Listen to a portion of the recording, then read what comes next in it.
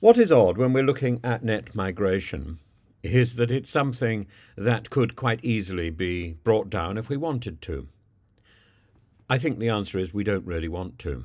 And I would strongly urge people to reflect on the benefits of net migration and where it comes from. The attempts to control net migration have tended to focus on those bits of net migration that can be played around with the statistics by attacking students, for example, for not having their paperwork properly in order, or for not having the exact amount of money that they're supposed to have in their bank when they put in their application for a renewed visa. You can give the impression that you are controlling net migration by throwing a student out who then comes back in about 2 months later, having got his or her paperwork in order, having wasted a lot of money, having had to get hold of lawyers as well. It's a complete farce. The other side is, why are we using foreign workers? We're relying on, we might say, we're relying on cheap labour because we can't be bothered to do the jobs ourselves. This would be Jacob Rees-Mogg's attitude, that we have too much immigration, and we need to get our own national task force motivated. We need to stimulate what he would call the economically inactive nationals. And his solution is strangely fairly straightforward. His solution for dealing with net migration to the UK is simply to stop growing fruit and vegetables. Listen to what he says yesterday. I'm sorry to have taken so much time to get round to doing this video, but it is the most extraordinary statement. And we now know that once you take account of those arriving and leaving the UK last year, the population rose by 745,000, much higher than had been thought. The first estimate of the 12 months to June this year is 672,000. The Office for National Statistics has also produced its latest estimates of the overall population of England and Wales, and it's growing at its fastest rate since the 60s, largely driven by international migration. I spoke to the Conservative MP Jacob Rees-Mogg, Jacob Rees-Mogg, just after the new figures were published this morning, and I asked what he made of them. The Conservatives, of which I'm a member and supporter, promised in 2010 to get net migration down to the tens of thousands, and instead it's running at, 1.4 million in 2 years. That's absolutely extraordinary. This is a phenomenally high level with economic consequences. If you look at the ABR's forecasts yesterday, and I'm not a great fan of the ABR, but this is just a statistical point, GDP per capita is actually going to shrink in 2023, and in every year of their forecast grows less than GDP. And the reason for that is excess immigration. Isn't the problem actually one of productivity? And unless you make every British worker more efficient, and until you can do that, then you need immigration to keep growth going. Well, I don't think you need immigration to get growth going, because you've got a lot of British people who are economically inactive. But as regards productivity, no, I actually disagree. I think one of the reasons productivity has not grown is because we have relied on cheap labour from abroad, and therefore there's been no incentive to improve productivity. You just get in more cheap labour. When you look at the numbers that we're talking about here, and we should say that it's 1.2 million people coming in and 508,000 leaving the country, which is why we get this net figure. Is it a worse problem, do you think, than the, few tens of thousands who are crossing the channel in the boats? Because that obviously is one of the Prime Minister's pledges, and this isn't. Oh, yes, I agree with you. I mean, I think in terms of the numbers, the small boats is a distraction. Is it also a serious political failure in that ever since Brexit, of course, this is what you can control? Oh, you're absolutely right. And we can control this by administrative action. There's no legislation that would be needed other than secondary and government regulation to deal with this. There's no question of human rights law. This is our own determined and implemented scheme for migration.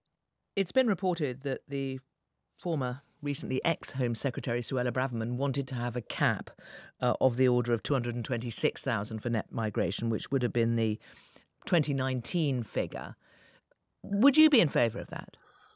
I'm in favour of getting this number down very significantly. A cap is one way of doing it. You need to look at who you really, really need, and you need to prioritise very carefully. What But I'm don't we need? Because afraid we always hear people saying, look, we need fruit pickers, we need health and well, social care, but we need...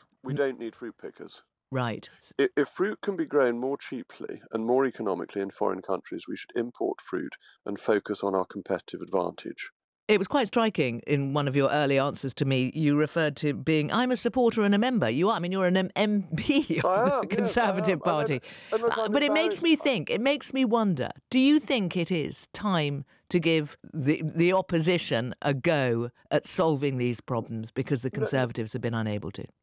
No, they would make it worse. But what I was saying earlier was admitting that I'm embarrassed that we haven't achieved what we set out to achieve. That your listeners will perfectly reasonably say, well, Rees Mogg's banging on about this, but he's been a Tory MP for the whole of this period, and I have been. And therefore I must take some share in responsibility for the fact that we haven't achieved the tens of thousands that we promised. If you've ever had any doubts about whether Rees Mogg is a twit, I think this interview on Radio 4 yesterday should get rid of all those doubts entirely. Rees Mogg is an extraordinarily comfortable interviewer and interviewee, but his grasp of reality is sometimes masked by his obsessive Brexiteering ideology. Before he was a Brexiteer, I think Rees Mogg was quite an interesting speaker. Now I'm afraid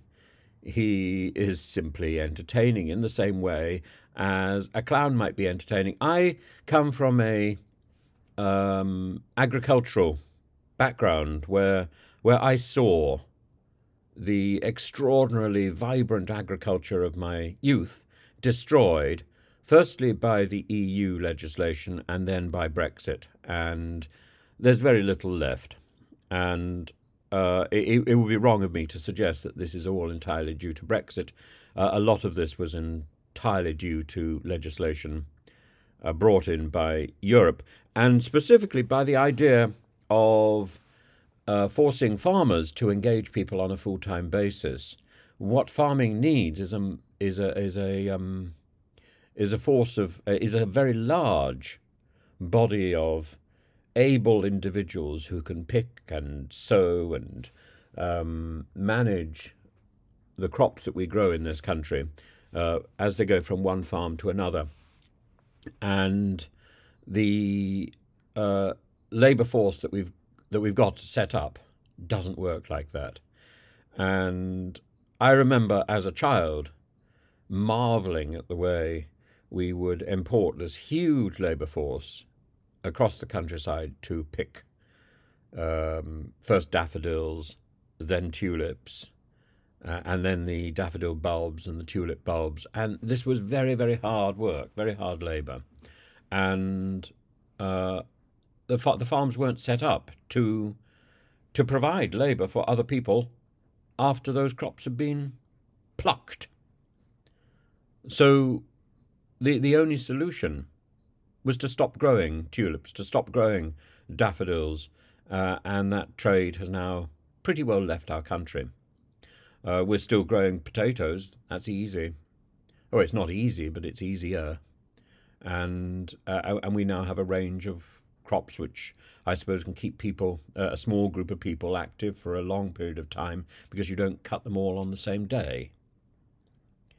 And Rees Mogg's answer, it's so disparaging and it's so condescending and it's so destructive, and yet what Rees Mogg is saying here is not a new idea.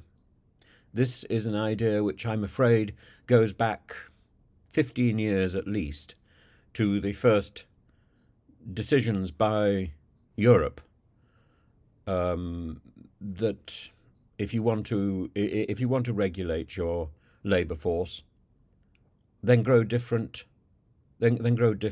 produce, and leave the flower growing, leave the a more ingenious vegetable growing for countries that can manage that labour supply. Get out of the business, in other words. We were told this 15 odd years ago, and the legislation started to come in at the beginning of the current Conservative regime, and it really hasn't stopped. Brexit has simply intensified that condescending approach to farming. And we were told that Brexit would help farmers. We were told that Brexit would help fishermen. Give me one example of where Brexit has helped farming. I know many, many farmers now who are scraping through the current year and wondering at what point they have to sell up and move on. That's the effect of Brexit. Brexit was supposed to be a solution, not a final blow.